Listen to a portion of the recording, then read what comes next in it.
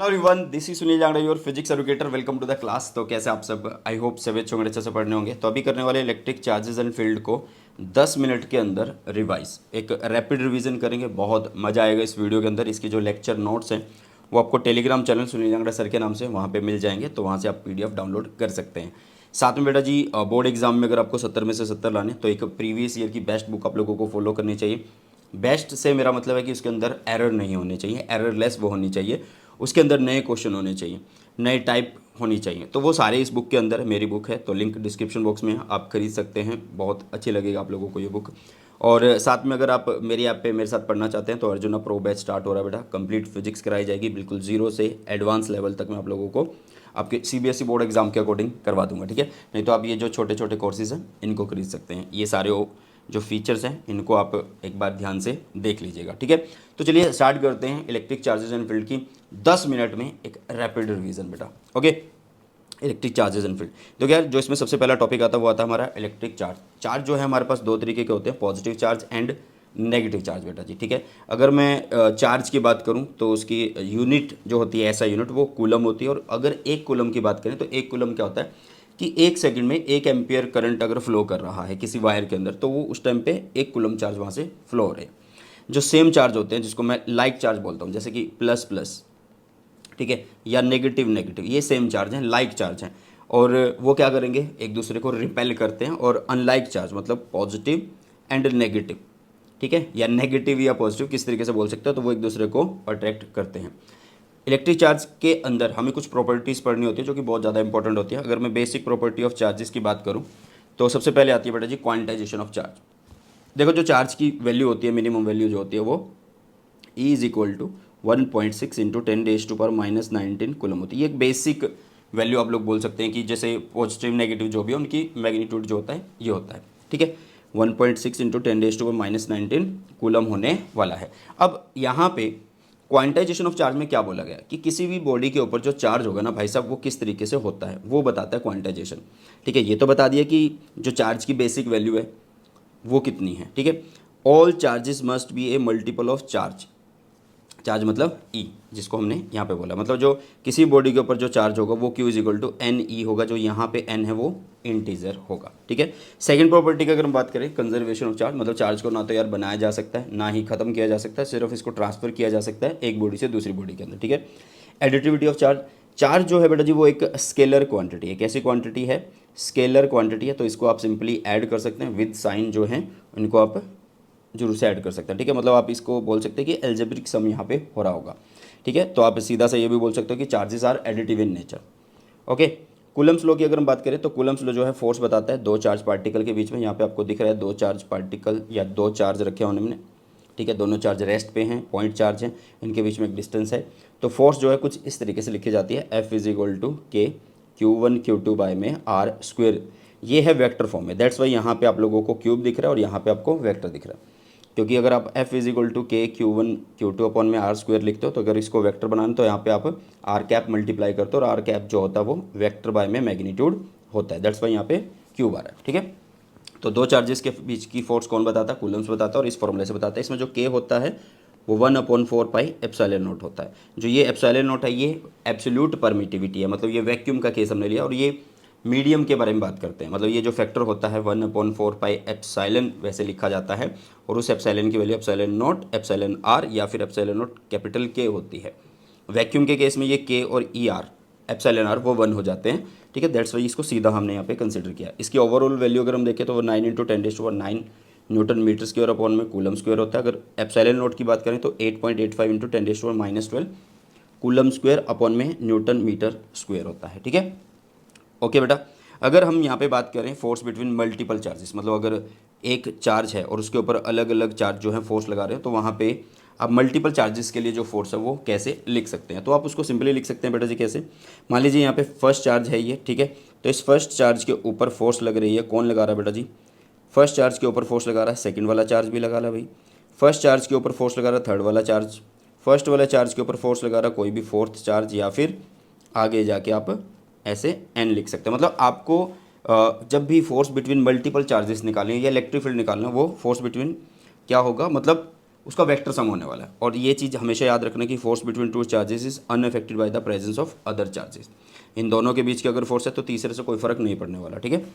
Electric field की बात करें तो इलेक्ट्रिक फील्ड क्या होता है भाई, चार्ज के चारों ओर का स्पेस जिसमें फील्ड होता है, इसका फॉर्मूला होता है E is equal to F by में क्यू नॉट। अगर हम वेक्टर फॉर्म में लिखे तो वेक्टर लगा देंगे दोनों साइड, ठीक है।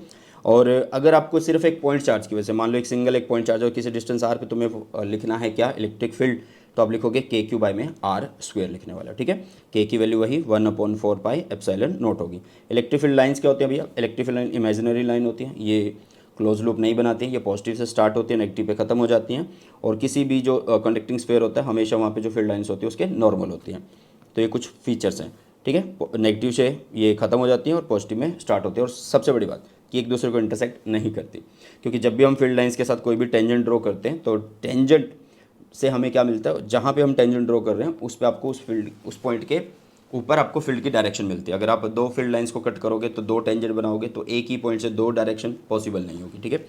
इलेक्ट्रिक डाइपोल की बात करें तो ये एक सिस्टम होता है बेटा जी, जिसमें दो इक्वल एंड अपोजिट चार्जेस होते हैं जो कि एक सर्टेन लेंथ से सेपरेट होते हैं, और इसी में ही आपको इलेक्ट्रिक डाइपोल मूवमेंट पढ़ना होता है। इलेक्ट्रिक डाइपोल मूवमेंट क्या होती है, इसको पी से शो करते हैं, और ये एक वेक्टर क्वांटिटी होती है। ये होगा magnitude of either charge, positive negative कोई भी चार्ज ले सकते हो, उसका मैग्नीट्यूड लिखना है। और इसमें डाइपोल लेंथ को हम मल्टीप्लाई करेंगे, किसको मल्टीप्लाई करेंगे बेटा जी, डाइपोल लेंथ को हम यहाँ पे मल्टीप्लाई करने वाले हैं। जैसे कि मैंने बोला कि जो इलेक्ट्रिक डाइपोल मूवमेंट है वो एक वेक्टर क्वांटिटी है, तो इसकी direction always negative to positive होने वाली है। मतलब कुछ इस तरीके से आप लोग मेंशन कर सकते हैं, ऐसे कुछ इस तरीके से आप लोग मेंशन करते हैं, ठीक है। और electric field due to dipole अगर आपको निकालना है तो तीन केस हमें पढ़ने होते हैं। एक होता है एक्सियल केस, मतलब एक्सियल मतलब जैसे डाइपोल है तो उसी लाइन में ही कोई भी पॉइंट पे हमें फाइंड आउट करना होता है। तो उसके लिए फॉर्मूला है बेटा जी आपके पास कितना, 2kp/r³। और इसी तरीके से यहाँ पे इक्वेटोरियल, मतलब अगर डाइपोल ऐसे है और यहाँ पे आप लोग इस लाइन के ऊपर कहीं पे फील्ड निकालना चाहते हैं डिस्टेंस r पे, तो आप ये फॉर्मूला यूज़ करोगे। मतलब ये 2 टाइम्स होता है और ये वो 2 हट जाता है, सिंगल रह जाता है। At any point along direction theta, मतलब अगर ये एक डाइपोल और किसी भी पॉइंट पे, मतलब ना तो एक्सिस पे ना इक्वेटोरियल पे, कहीं अलग भी पॉइंट हो सकता है, तो उसके अकॉर्डिंग आपको फॉर्मूला ये यूज़ करना होगा। इसी तरीके से आप लोगों के पास torque on dipole placed in electric field. तो देखो यार, कभी भी क्या होता है कि जब डाइपोल जो है इलेक्ट्रिक फील्ड में रखा जाता है, ये इलेक्ट्रिक फील्ड है, ठीक है, यूनिफॉर्म इलेक्ट्रिक फील्ड है, उसमें एक डाइपोल रख दिया है जिसकी मूवमेंट कुछ इस तरीके से है। तो यहाँ पे ये सिरा भी फोर्स को फील करेगा और ये सिरा भी, क्योंकि ये पॉजिटिव और ये नेगेटिव है। पॉजिटिव हमेशा in the direction of electric field force को फील करेगा और नेगेटिव अपोजिट डायरेक्शन में फोर्स को फील करेगा। तो यहाँ और यहाँ सेम फोर्स लग रही है, तो ये फोर्स जो है यहाँ पे नेट फोर्स 0 होने वाली है। तो ये क्या होता है कि नेट फोर्स की वजह से यहाँ पे और कपल ऑफ फोर्सेस की वजह से यहाँ पे रोटेशन आ जाती है, या फिर बोलो कि टॉर्क आ जाती है, जिसको हम इस फॉर्मूले से लिखते हैं, ठीक है। मतलब आप tau vector is equal to P vector cross E vector लिख सकते हैं। अगर आपको मैक्सिमम मिनिमम निकालना है तो आप वैल्यू रखोगे साइन थीटा की, और साइन थीटा मैक्सिमम कब हो सकता है, जब थीटा की वैल्यू 90 डिग्री हो। मिनिमम कब हो सकता है, जब 0 या 180 डिग्री हो, ठीक है बेटा। एनर्जी स्टोर्ड जो है वो आप लोगों को फाइंड आउट करना होता है। मतलब एक डाइपोल है वो किस में रखा है भाई, वो रखा है इलेक्ट्रिक फील्ड में, तो उसके अंदर कितनी एनर्जी स्टोर्ड है वो लिखी जाती है, U is equal to -P.E से लिखी जाती है। और इसी आधार पे आपको स्टेबल अनस्टेबल बताना होता है। आपके क्वेश्चंस जो आते हैं वो स्टेबल अनस्टेबल के आ जाते हैं। तो U क्या है, U इज़ द एनर्जी, जो कि हमने यहाँ पे लिखा है। अगर एनर्जी डाइपोल के अंदर मिनिमम नेगेटिव है तो आप स्टेबल बोलोगे उसको। अगर अनस्टेबल है तो आप उसको मैक्सिमम, मतलब मैक्सिमम के केस में आप उसको अनस्टेबल इक्विलिब्रियम बोलने वाले। मतलब जब थीटा की वैल्यू 0 डिग्री है, मतलब पी वेक्टर और आपका जो इलेक्ट्रिक फील्ड है वो सेम दिशा में अगर है, तो आप बोल सकते हैं कि वहाँ पे मिनिमम एनर्जी स्टोर्ड है। लेकिन अगर अपोजिट में है तो पॉजिटिव बन जाएगा यू की वैल्यू, क्योंकि यहाँ पे नेगेटिव है, यहाँ पे नेगेटिव है।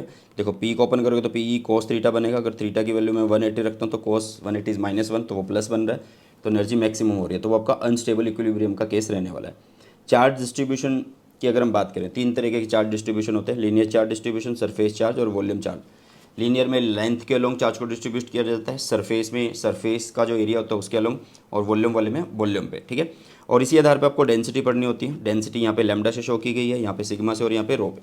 सब में फॉर्मूला सेम है, बट फ़र्क क्या है, ऊपर चार्ज ऊपर चार्ज ऊपर चार्ज, नीचे लीनियर है तो लेंथ बोलेंगे, सरफेस है तो उसका एरिया बोलेंगे बेटा जी, यहाँ पे उसका एरिया बोलने वाले हैं, ठीक है। यहाँ पे एरिया बोलने वाले, और यहाँ पे क्या बोलने वाले हैं, वॉल्यूम, चार्ज बाय वॉल्यूम, ठीक है बेटा।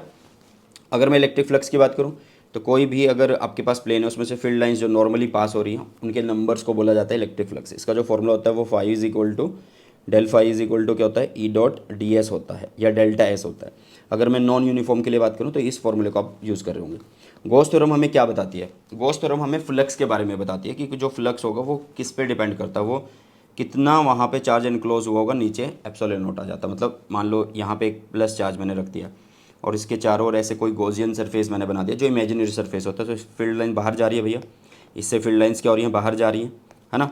तो ये जो लाइंस बाहर जा रही है नॉर्मली, तो उसको बोला जाएगा फ्लक्स। तो ये फ्लक्स जो है वो किसके बराबर है, होता है क्यू अपॉन में एप्सिलॉन नॉट के बराबर। ये गॉस थ्योरम ने हमें बताया था। मतलब total normal electric flux over A close surface S in vacuum is 1 upon epsilon not times the charge content inside the surface.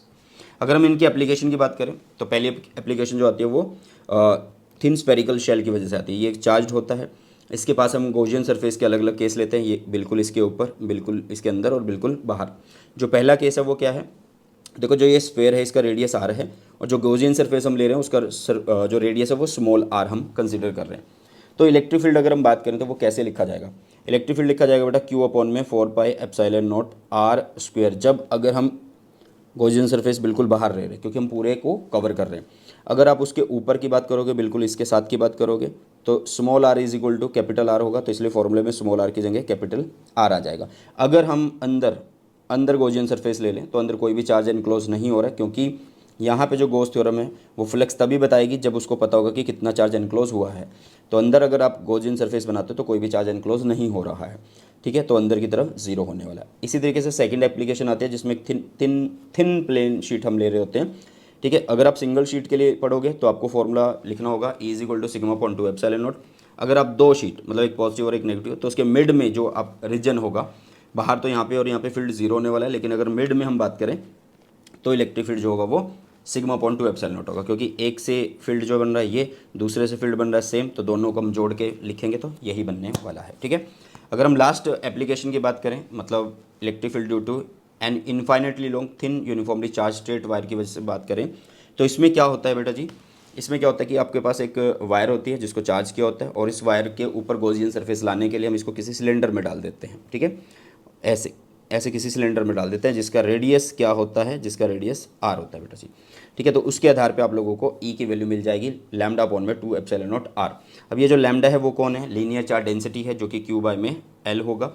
यहाँ पे देखो बहुत सारे बच्चे कंफ्यूज हो सकते हैं कि यहाँ पे ये क्यू कैसे है, बेटा इसके ऊपर जो क्यू है वो उसकी बात करी गई है, ठीक है, इसके ऊपर जो क्यू है उसकी बात करी गई है। और दूसरी बात मैं आप लोगों को बता दूं कि इस क्यू को आप चेंज भी कर सकते हैं, कैसे, क्योंकि ये एक सरफेस है, तो सरफेस के लिए आप सरफेस चार्ज डेंसिटी को यूज़ कर सकते हैं sigma, it is Q by में एरिया होगा, आप क्यू को सिग्मा ए की फॉर्म में भी लिख सकते हैं, तो वो कोई बड़ी बात नहीं है। मतलब इसका जो भी एरिया होगा उसको आप यहाँ पे पुट कर सकते हैं और उसके आधार पे इस क्यू की वैल्यू को रख सकते हैं, ठीक है बेटा।